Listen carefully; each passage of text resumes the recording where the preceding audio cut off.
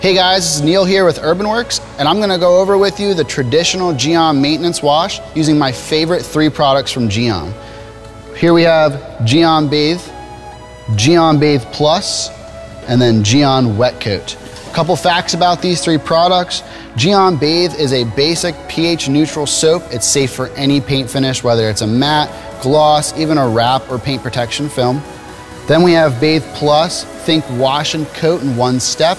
This product can be applied to the vehicle after you've already done a wash with Bathe, and it'll add some protection. It has the SiO2 main ingredient in most coatings today, so it'll kind of give you a great beading and water shedding effect. Then we have GYEON Wet Coat. I would use this either on wheels or in lieu of using the Bathe Plus. This product is kind of just like Bathe Plus, but in a spray bottle form. So it gets applied just a little differently, but still adds the protection, the SiO2 protection with the water beading and shedding. And then down here we have a couple of our favorite wash mitts, lamb's wool microfiber, and then of course our favorite silk dryer drying towel from GYEON. Our first step is to use GYEON Bathe, their pH neutral easy cleaning shampoo.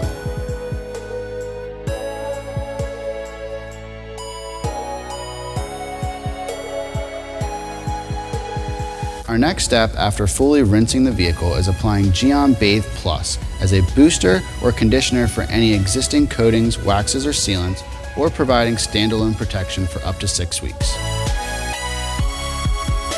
Our third step is using GYEON Wet Coat Sprayable Sealant. This is a great spray-on, rinse-off coating that can be applied to wheels, brake calipers, exhaust tips, and any other areas that are hard to reach.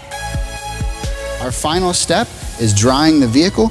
We personally like to use GYEON Silk Dryer drying towels or a blow car dryer.